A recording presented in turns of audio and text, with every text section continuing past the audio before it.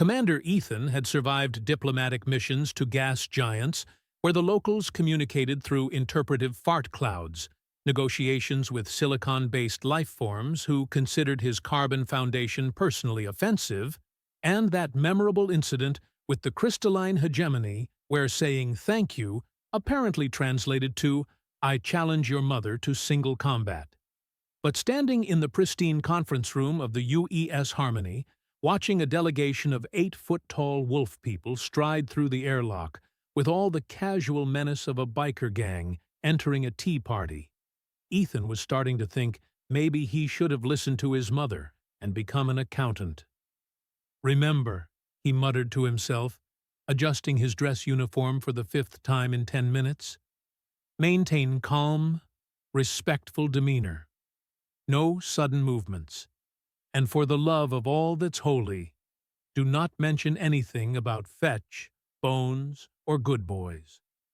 The lead Corani, because of course they were called something that sounded like it belonged in a death metal album, was a walking nightmare of muscle, scar tissue, and barely contained violence. Alpha Grimnar, according to the briefing files, though Ethan suspected his real name was probably Steve, and he'd chosen something more intimidating for the business cards. The Alpha's fur was a deep charcoal gray, crisscrossed with pale scars that suggested he'd either survived countless battles or had the galaxy's worst barber. His eyes were the color of liquid amber, and they swept the room with the calculating gaze of a predator deciding which human would make the best appetizer. Behind him came the rest of the adult delegation, Beta Thorak, who looked like he ate starships for breakfast, Elder Vex, whose aged features somehow made him more terrifying rather than less, and Healer Naya, who carried what Ethan really hoped was a medical kit and not a collection of human skinning tools. Each of them moved with that fluid, predatory grace that made Ethan's primitive monkey brain start screaming suggestions about running, hiding, and possibly offering tribute in the form of bacon. But it was the 3 smaller figures bringing up the rear that caught Ethan's attention and made him do a mental double-take. Cubs. Actual Corthani children, barely reaching the adults' waists, tagging along like this was some kind of cosmic bring-your-kid-to-work day. The briefing had mentioned them, but seeing them in person was, well, it was like watching a pack of wolves being followed by 3 particularly fierce puppies. The first cub, Yuki, if his hastily memorized notes were correct, had silvery white fur and eyes that sparkled with the kind of curiosity that usually ended with something expensive getting broken. She bounded rather than walked, her head swiveling to take in every detail of the human ship, with an enthusiasm that would have been endearing if she wasn't part of a species that could probably bench press a shuttle. Patch, the second cub, was aptly named for the distinctive black markings around his left eye that made him look like he'd lost a fight with a paint bucket. He stayed closer to the adults, but Ethan caught him sneaking fascinated glances at the human technology, his ears twitching with barely suppressed interest. The third cub, Blaze, strutted with all the confidence of someone who'd never met a rule she didn't want to break. Her reddish-brown fur seemed to shimmer in the artificial lighting, and she walked with a swagger that suggested she was already planning something that would give her elders heart attacks. "Commander Ethan," Alpha Grimnar's voice was like gravel being processed through a wood chipper, "we come to discuss the treaty between our peoples." Ethan stepped forward, mentally running through the cultural protocols his xenoanthropology team had drilled into him. Direct eye contact was a challenge among pack predators, so look just to the left of the Alpha's gaze. Keep hands visible to show you're not reaching for weapons. Speak slowly and clearly, because universal translators sometimes had the linguistic equivalent of hiccups. "Alpha Grimnar," Ethan replied, offering what he hoped was a respectful nod. "Welcome aboard the UES Harmony. We are honored by your presence, and eager to begin discussions that will benefit, both our species. The translator's artificial voice rendered his words into the Corthani language with what sounded like a series of growls, barks, and what Ethan could only describe as aggressive throat clearing. It was like listening to someone try to speak while gargling gravel. Alpha Grimnar's response came back through the translator as a formal acknowledgement, but Ethan caught the subtle shift in the room's atmosphere. The adult Corthani had gone still. Not relaxed still, but the kind of predatory stillness that preceded either a nap or a murder. He'd apparently said something wrong, though for the life of him, he couldn't figure out what. The cubs wish to observe, Alpha Grimnar continued, though his tone suggested this was about as optional as gravity. They learn our ways by watching their elders conduct important business. Of course, Ethan said, gesturing toward the conference table. We're happy to have them here. Learning through experience is valuable in any culture. What he didn't mention was that having 3 alien children in the room during what were essentially life-or-death negotiations was like trying to perform surgery while a mariachi band played in the background. But human diplomacy was largely about smiling while your stress levels reached heights that would make a fighter pilot weep. The Corthani delegation arranged themselves around the polished conference table with military precision, except for the cubs, who seemed more interested in the human furniture than any seating arrangements. Yuki was practically vibrating with excitement. Her tail, yes, they had tails, which somehow made them even more intimidating, wagging slightly as she took in the room's details. Patch had found a chair and was cautiously testing its spinning capabilities, while Blaze had discovered the refreshment station and was eyeing the water dispenser with the focused intensity of a scientist studying a new form of matter. Ethan activated the room's main display, bringing up star charts and trade route projections that represented months of careful preparation. The proposed treaty would establish formal diplomatic relations between the Human Federation and the Corthani Collective, including trade agreements, mutual defense pacts, and cultural exchange programs. You look at me wrong, Alpha Grimnar interrupted, his voice carrying a dangerous edge that made Ethan's survival instincts start playing an emergency broadcast. Why do you not meet my eyes, human? And there it was. The cultural landmine Ethan had been trying so desperately to avoid had apparently been buried right in his path all along. He'd spent weeks studying Corthani customs, learning that direct eye contact with an alpha was considered a challenge to authority, a declaration of intent to fight for pack leadership. He'd specifically been avoiding Alpha Grimnar's gaze as a sign of respect. Apparently, he'd been studying the wrong cultural briefing. I was attempting to show respect, Alpha Grimnar, Ethan said carefully, feeling sweat beading on his forehead despite the room's perfect climate control. In many cultures, avoiding direct eye contact with a leader is considered cowardice, Alpha Grimnar snarled, rising from his chair with fluid grace that was absolutely terrifying. Deception. The actions of one who plans treachery, but lacks the courage to face his victim. The other adult Corthani rose as well, and suddenly the conference room felt about as spacious as a coffin. Beta Thorax lips pulled back to reveal teeth that could probably cut through bulkhead plating. Elder Vex made a sound deep in his throat that the translator rendered as untranslatable, though it conveyed menace just fine in the original Corthani. Even healer Naya looked like she was calculating the best way to separate Ethan's head from his shoulders for medical purposes. Among our people, Alpha Grimnar continued, beginning to pace around the table with measured steps that brought him steadily closer to where Ethan stood.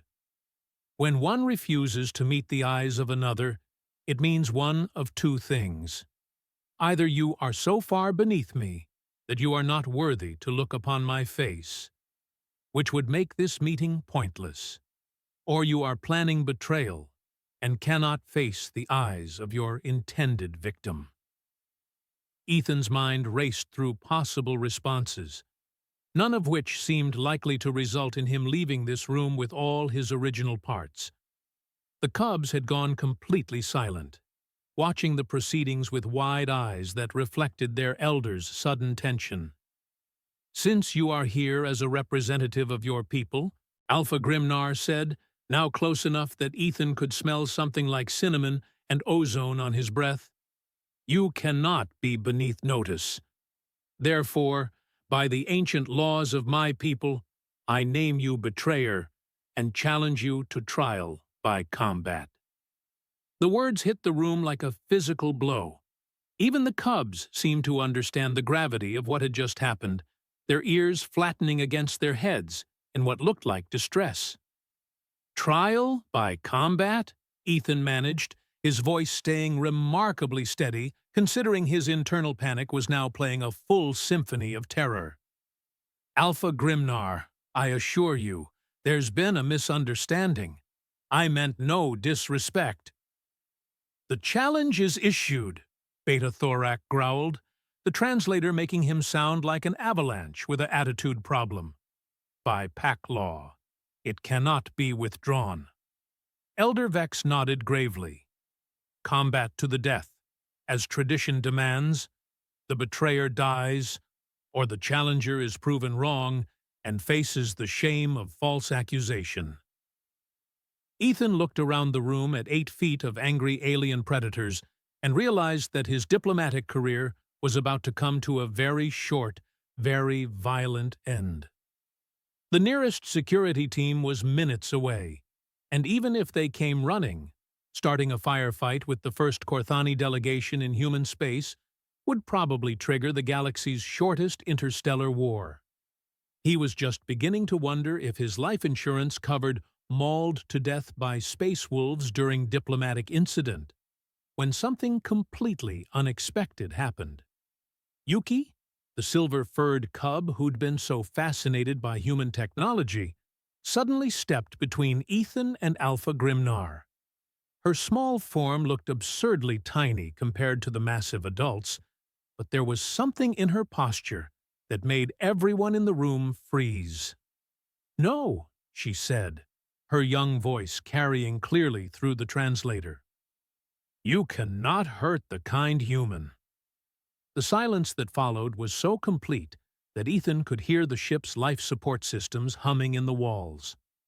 Alpha Grimnar stared down at the cub blocking his path, his expression cycling through surprise, confusion, and what might have been the beginning of rage. "Yuki," he growled, his voice dropping to a register that made the conference table vibrate. "Stand aside." But the little cub didn't move. Instead, she was joined by Patch, who scurried over to stand beside her, his distinctive markings making him look like a tiny, terrified bandit. And then Blaze sauntered over, with all the casual confidence of someone announcing her intention to wrestle a black hole. "We will not stand aside," Blaze declared, and Ethan was pretty sure that if the translator had been capable of conveying tone, it would have sounded exactly like someone explaining that gravity was optional, and physics was more of a suggestion. Alpha Grimnar's eyes widened. Beta Thorak made a sound like a computer trying to process a logic error. Elder Vex's ears flattened against his head in what looked like shock. Even Healer Naya seemed stunned by what was happening, because apparently, in all their thousands of cycles of civilization, tradition, and pack hierarchy, the Corthani had never seen cubs openly defy an alpha's direct command. And judging by the adults' reactions, Ethan was about to witness either a historical moment or the galaxy's most awkward family dispute. Either way, he was pretty sure his diplomatic handbook didn't have a chapter covering what to do when alien children start a revolution to save your life. If Ethan had thought the silence after Alpha Grimnar's challenge was awkward, the silence that followed three alien cubs essentially telling their pack leader to go sit in the corner was the kind of quiet that made black holes seem chatty. You could have heard a pin drop if pins made any sound when dropped in the vacuum of space, which they didn't. But the metaphor seemed appropriate for a situation that had gone so far beyond normal diplomatic protocol that it was probably orbiting a different galaxy. Alpha Grimnar stared down at the three small figures blocking his path to Ethan, his expression cycling through emotions that the human had no names for. It was like watching someone try to process the concept of purple mathematics while simultaneously being told that gravity had filed for early retirement. "Yuki," Alpha Grimnar said, his voice now carrying a tone that suggested he was speaking to someone who had just announced their intention to juggle antimatter. "You will move aside, now." The little silver-furred cub tilted her head. Her ears perked forward in a gesture that somehow managed to be both respectful and absolutely defiant. "The human gave me chocolate," she said, as if this explained everything. "Real Earth chocolate, from his personal supplies. He smiled when he gave it to me, and his eyes were kind. Kind eyes do not belong to betrayers." Ethan blinked. He did remember that encounter. Yuki had been fascinated by the human food synthesizers, and he'd shared one of his precious emergency chocolate bars with her. At the time, it had seemed like a simple gesture of friendship. Apparently, to a Corthani cub, it had been something more significant. "Chocolate," Beta Thorak repeated, the word sounding strange in his growling voice, "does not excuse treachery." "But there was no treachery," Patch said, his quiet voice somehow carrying clearly across the room despite his obvious nervousness. "I watched him. I watch everything." The cub's distinctive markings seemed to emphasize his earnest expression. When Engineer Paulo dropped the power coupling and was afraid he would be punished, the human helped him fix it. He did not report the mistake to his superiors. He protected the frightened one. Ethan remembered that incident too. Paulo had been so nervous about the approaching Corthani delegation that he'd fumbled a routine maintenance task, and Ethan had quietly helped him sort it out. It hadn't seemed like anything worthy of note at the time, just basic human decency. But apparently, the cubs had been watching more carefully than anyone realized. "And when we first came aboard," Blaze added, her voice carrying all the dramatic flair of someone delivering the closing argument in a cosmic courtroom, "he knelt down to speak to us at our level. He did not tower over us like the other humans.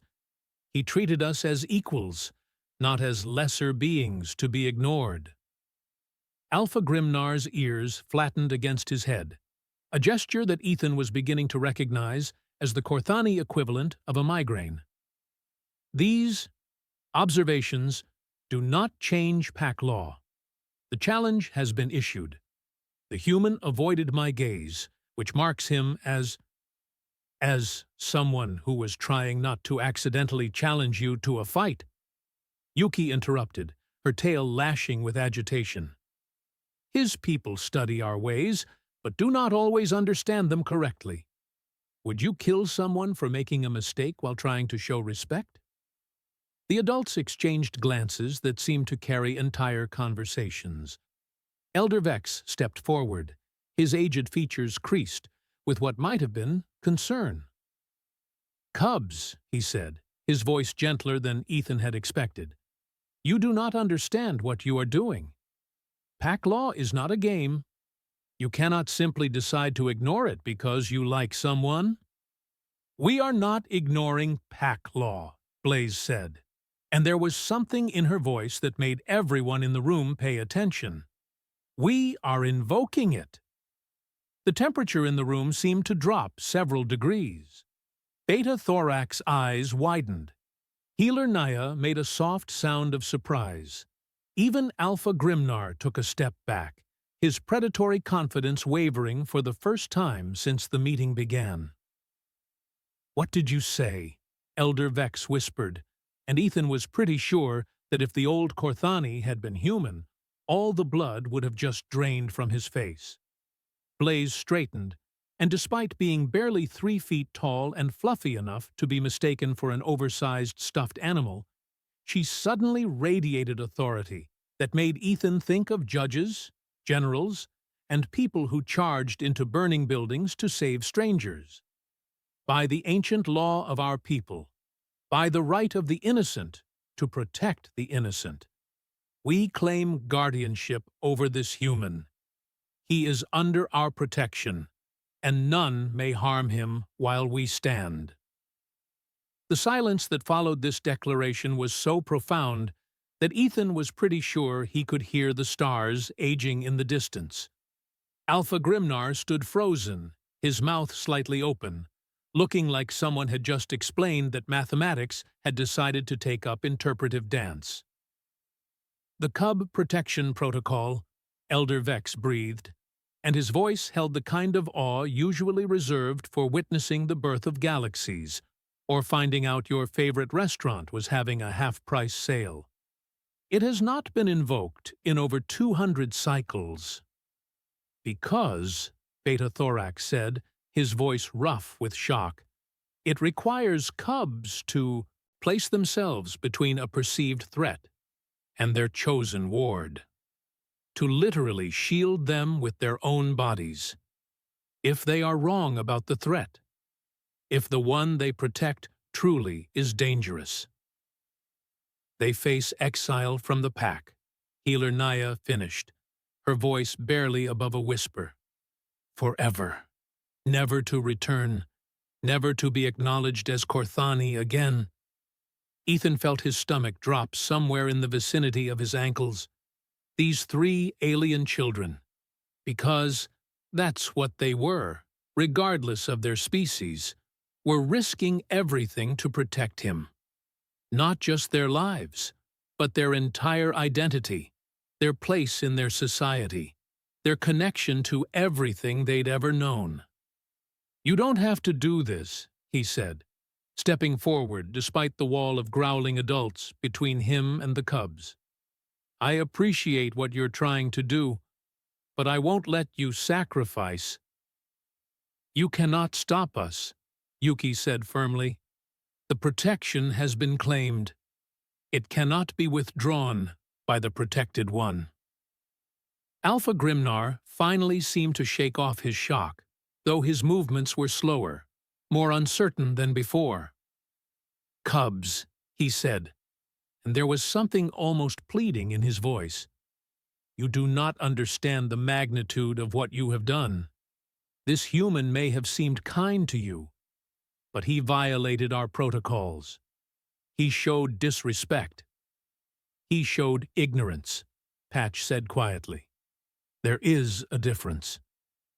"And even if there were not," Blaze added, crossing her arms in a gesture that was pure adolescent defiance, translated across species lines, "the punishment does not fit the crime. Death for a cultural misunderstanding? What kind of honor is there in that?" The adult Corthani exchanged more of those loaded glances. Ethan could practically see the conversation happening in looks and subtle gestures. "What do we do now?" "This changes everything. The cubs are right. But the law is the law." "But is it? When was the last time anyone questioned the old ways?" "The protection protocol requires 3 parts," Elder Vex said slowly, his voice taking on the formal cadence of someone reciting ancient law. "First, the innocent must claim guardianship over another innocent. Second, they must physically place themselves in harm's way. Third, ... He paused, his amber eyes meeting each of the cubs in turn. "They must prove their judgment correct through trial of character." "What does that mean?" Ethan asked, though he was pretty sure he wasn't going to like the answer. Alpha Grimnar's expression had shifted again, this time to something that might have been resignation mixed with grim respect. It means, human, that you will be tested, not in combat, but in judgment. The cubs have staked their futures on their belief that you are truly innocent of betrayal, that your actions came from ignorance rather than malice. Now you must prove them right. And if I can't, the Alpha's smile was sharp enough to cut Diamond. Then they face exile, and you face me in single combat. The cubs will have bought you nothing but time. Before Ethan could respond, the conference room's emergency alert chimed, and Casey's voice crackled through the comm system. Commander, we have 3 more Corthani ships approaching. They're requesting immediate docking privileges and... Sir, their transmission indicates they're not happy about something. Alpha Grimnar's ears pricked forward, and he barked something in rapid Corthani that the translator struggled to keep up with. When the garbled response came through the speakers, his expression darkened.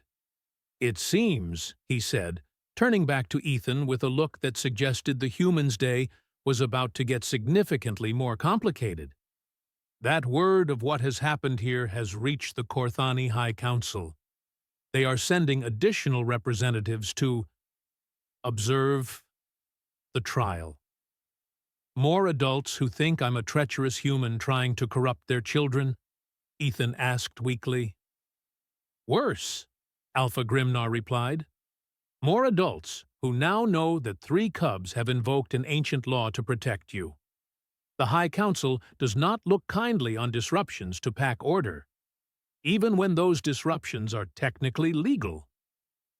Yuki moved closer to Ethan, her small hand coming to rest on his arm in a gesture of comfort that was both touching and terrifying. Do not worry, kind human Ethan, she said. We will not abandon you. Patch nodded firmly. We chose to protect you. We will see it through. Blaze grinned, showing teeth that were already looking quite capable despite her youth. Besides, this is the most interesting thing that's happened in cycles. I would not miss it for anything. As if summoned by their words, the ship shuddered slightly as the additional Corthani vessels docked. Through the conference room's viewport, Ethan could see sleek, predatory ships that looked like they'd been designed by someone who thought regular spacecraft were insufficiently intimidating. Commander? Casey's voice came through the comm again, and she sounded like someone who'd just been asked to organize a dinner party for a pack of hungry velociraptors. The new arrivals are requesting immediate access to the conference room. They say it's a matter of pack honor. Alpha Grimnar straightened, and suddenly his earlier hostility seemed almost friendly compared to the grim determination that now radiated from him. The trial begins now, human. I hope for the cubs' sake that they have judged you correctly. As the conference room doors hissed open to admit what looked like half the Corthani military leadership, Ethan found himself standing behind a protective wall of 3 determined alien children who had just bet their entire futures on his character. He really hoped they'd made the right choice. The new arrivals made Alpha Grimnar look like a friendly neighborhood dog walker by comparison. The lead Corthani was nearly 9 feet tall and built like a living mountain range, with fur so dark it seemed to absorb light and scars that suggested he'd personally fought every dangerous predator in the galaxy, and won. His eyes were the pale blue of Arctic ice, and when he looked at Ethan, the human felt like a mouse being evaluated by a particularly philosophical hawk. Grand Alpha Corvin, Alpha Grimnar said, and his voice carried the kind of formal respect usually reserved for natural disasters and tax auditors. I was not expecting. Clearly, the giant Corthani rumbled, his voice making Alpha Grimnar sound like a soprano by comparison. Or you would not have allowed cubs to invoke the protection protocol without proper oversight. His gaze swept the room, taking in the defensive positioning of Yuki, Patch, and Blaze before settling on Ethan with the weight of a small moon. So, this is the human who has caused such disruption to our ancient ways. Behind Grand Alpha Corvin came what appeared to be half the Corthani government. If governments were typically composed of individuals who looked like they could bench-press starships for entertainment, there was war leader Thane, whose idea of formal wear apparently included ceremonial battle armor, lorekeeper Myron, an elderly female whose blind eyes somehow seemed to see more than anyone else in the room, and Judge Advocate Rask, who carried himself with the precise authority of someone whose job was determining guilt and innocence on a cosmic scale. The protection protocol, lorekeeper Myron said, her ancient voice carrying clearly despite her apparent frailty, is not invoked lightly. Tell me, Cubs, do you understand the weight of what you have claimed? Yuki stepped forward, and Ethan had to admire her courage in the face of what was essentially an interstellar tribunal of apex predators. We understand, Lorekeeper. We claim that human Ethan is innocent of betrayal, that his actions came from cultural misunderstanding rather than malicious intent, and that he possesses the character worthy of protection. Bold words, Judge Advocate Rask observed, his tone suggesting he'd heard similar claims from countless defendants and had been impressed by approximately none of them. But the protocol requires proof, not merely assertion. What evidence do you offer? This was where things got interesting, because apparently the Cubs had been paying attention to more than just chocolate distribution and maintenance mishaps. Blaze moved to the room's main display controls, somehow knowing exactly how to operate human technology, and activated the security recording system. We offer his actions when he thought no one was watching, she said, with the dramatic flair of someone who'd been waiting her entire short life to make this moment count.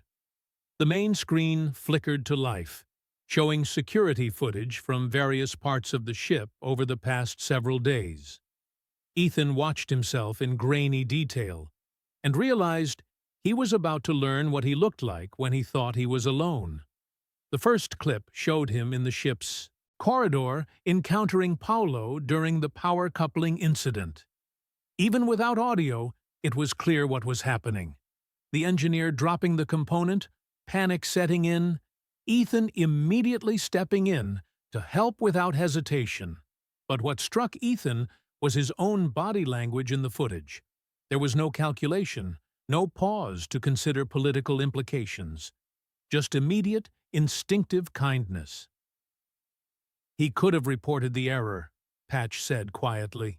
Human regulations require incident reports for maintenance failures during diplomatic missions. He chose not to, protecting Engineer Paulo from punishment.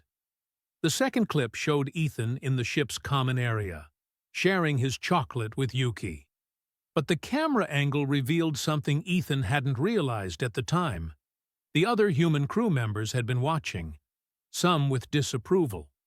Sharing personal food supplies with alien visitors was technically against protocol, a fact that Ethan had either ignored or forgotten in the moment. He risked censure from his own people to show kindness to a child, Yuki added, her voice warm with gratitude. Not because he had to, but because it felt right to him. The third clip was the most damning or vindicating, depending on your perspective. It showed Ethan alone in his quarters, practicing Corthani greeting gestures while muttering to himself. The audio was clear enough to hear his frustration as he tried to master the nuances of alien etiquette. "I don't want to offend them," his recorded voice said to the empty room. "These people could become humanity's greatest allies, or our most dangerous enemies, and it all comes down to not screwing up their customs. Come on, Ethan, you can do this. Just try not to accidentally declare war through poor posture." The recording caught him practicing the eye contact protocols, specifically rehearsing how to avoid direct gaze as a sign of respect. It was painfully clear that his earlier insult to Alpha Grimnar had been the exact opposite of intended disrespect. It had been the result of someone trying so hard to be respectful that he'd gotten the cultural signals completely backwards. Grand Alpha Corvin watched the recordings in silence, his massive form still as stone. When they finished, he turned to Alpha Grimnar with an expression that could have frozen plasma. "You challenged this human to trial by combat," he said, and his voice carried the kind of disappointment usually reserved for children who had just explained why they'd tried to paint the cat. "For the crime of following his own people's interpretation of our customs while actively trying to show respect." Alpha Grimnar's ears flattened, and for the first time since entering the room, he looked less like a predator and more like someone who'd just realized they'd made a significant error in judgment. "The law is clear about eye contact protocols." "The law," Lorekeeper Myron interrupted, "is also clear about the difference between insult and ignorance. Did you not question why a human diplomat would be foolish enough to insult a pack leader while trapped on a ship with no backup?" Alpha Grimnar paused, and Ethan could practically see the gears turning in his head. "I assumed it was human arrogance. Their species is known for overconfidence." Warleader Thane snorted, a sound like a controlled avalanche. "Human arrogance would involve direct challenge, not avoiding eye contact like a submissive pup. You've been reading too many war stories, Grimnar." Judge Advocate Rask stepped forward, his attention focused on the three cubs who had started this entire situation. "Your evidence is compelling," he said formally, "but the protocol requires more than proof of good intentions.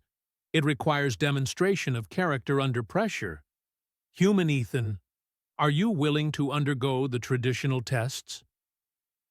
"What kind of tests?" Ethan asked, though he was pretty sure he wasn't going to like the answer any more than he'd liked the previous answers to similar questions. "3 trials," Lorekeeper Myron explained, her blind eyes somehow focusing directly on him. "First, the trial of truth, where you must speak honestly, even when lies would serve you better. Second, the trial of sacrifice, where you must choose between personal gain and the welfare of others. Third, the trial of courage, where you must act rightly, despite fear. And if I fail any of them?" Grand Alpha Corvin's smile was sharp enough to cut through hull plating. "Then the cub's judgment is proven false. They face exile, and you face whatever justice the pack deems appropriate." Ethan looked at the 3 small forms still standing protectively in front of him. Yuki's silver fur seemed to shimmer with determination. Patch's distinctive markings made him look like a tiny, resolute warrior. Blaze had her arms crossed and was wearing an expression that suggested she was looking forward to whatever came next, with the enthusiasm of someone about to watch her favorite team play in the championship game. "I'll do it," he said, "because really, what choice did he have? These children had risked everything for him. The least he could do was try to prove them right." "Excellent," Judge Advocate Rask said. "We will begin immediately. Guards, seal the room. No one enters or leaves until the trials are complete." As Corthani's security personnel took positions at all the exits, Ethan realized that his diplomatic mission had officially become the strangest job interview in galactic history. He was about to be tested on his character by a tribunal of alien predators, with 3 children's futures hanging in the balance, while trapped in a conference room that was rapidly beginning to feel less like a meeting space and more like an arena. "First trial," Grand Alpha Corvin announced, his voice carrying the weight of ritual and tradition. "Truth. Human Ethan, Why did your people really send you to negotiate with us? Not the official reason, the real one. And suddenly, Ethan realized that the easy part of this whole ordeal was over. Now came the part where he had to decide whether to trust these aliens with secrets that could change the balance of power in the galaxy. Behind him, he could hear Yuki whisper, "Tell them the truth, kind human Ethan. We believe in you." Ethan took a deep breath and prepared to either save 3 alien children or doom them all. Ethan stared at the assembled tribunal of alien predators and made a decision that would either secure humanity's future or get him spectacularly killed in the next few minutes. The truth, they wanted? Fine. But not the sanitized diplomatic version. The real, unvarnished, politically catastrophic truth. The real reason, he said, meeting Grand Alpha Corvin's icy gaze directly this time, because humanity is terrified of you. The room went dead silent. Even the cubs looked surprised by his bluntness. "We've been monitoring your expansion across this sector for decades," Ethan continued, his voice gaining strength as he committed fully to honesty. "Your military technology is centuries ahead of ours. Your ships could turn our entire fleet into scrap metal without breaking stride. So yes, we sent me here to negotiate, but not from a position of strength. From a position of desperate hope that we could convince you we were worth keeping alive." Judge Advocate Rask leaned forward. "And you believed deception would serve this goal?" "No deception," Ethan said firmly. "Everything in our proposal is genuine. We're offering what we can: trade routes, cultural exchange, scientific cooperation, but we're offering it because we need you to see us as valuable allies rather than potential threats to be eliminated." Grand Alpha Corvin's expression was unreadable. "You speak of your weakness openly. This could be used against your people." "Could be," Ethan agreed, "but honesty seemed more important than clever politics. These cubs trusted me enough to risk exile. They deserve better than diplomatic doublespeak." Lorekeeper Myron nodded approvingly. "Truth, even when costly. The first trial is past. Now, the trial of sacrifice. Human Ethan, if ensuring the Cubs' safety required you to abandon your diplomatic mission and return to your people empty-handed, would you do so?" The question hit Ethan like a physical blow. Months of preparation, humanity's hopes for peaceful contact, his own career, all balanced against 3 alien children who had barely known him for days. "Yes," he said without hesitation, without question. "Even knowing your people might never get another chance at alliance," War Leader Thane pressed. "Even then." Ethan looked down at Yuki, Patch, and Blaze, who were watching him with expressions of trust that made his chest tight. "Some things matter more than politics." "Second trial passed," Grand Alpha Corvin rumbled, and was it Ethan's imagination, or did the giant predator sound almost pleased? "Final trial," Judge Advocate Rask announced. "Courage, but not the courage you expect." The conference room doors hissed open, and a figure stepped through that made Ethan's brain temporarily stop functioning. It was another Corthani, but this one was different. Smaller, more delicate, with fur that seemed to shimmer with an almost ethereal quality. When it spoke, its voice carried harmonics that seemed to resonate directly in Ethan's bones. "Greetings, human Ethan," it said, and the translator seemed to struggle with rendering the musical quality of its speech. "I am Ambassador Kilos of the Zenthari Collective. We have been observing these proceedings with great interest." "Zenthari?" Ethan managed. "But you look like—" "Like a Corthani," Kalos agreed, with what might have been amusement. We are related species. The Corthani are our warrior cousins, as we are their diplomat cousins. We have been watching this encounter from the beginning. The pieces started falling into place with the inevitability of a collapsing house of cards. This was a test, Ethan said slowly. The whole thing, the cultural misunderstanding, the challenge, all of it. Grand Alpha Corvin's fierce expression cracked into something that might have been a grin. Not exactly. The Cubs were not part of the original plan. The plan, Laura Keeper Myron explained, her blind eyes twinkling with what looked suspiciously like mischief, was to test human character under pressure. We needed to know if your species could be trusted with alliance, if you would show courage, honesty, and honor when it mattered. Alpha Grimnar stepped forward, and his hostile demeanor had completely evaporated. I apologize, human Ethan. The challenge was real. I had to make it convincing. But when you avoided my gaze, I knew immediately that you were trying to show respect, not issue challenge. Your cultural briefing was deliberately incomplete. You mean I was set up? Ethan asked, feeling a mix of relief and indignation. We all were, Blaze said, and she sounded more delighted than upset. But it worked out perfectly.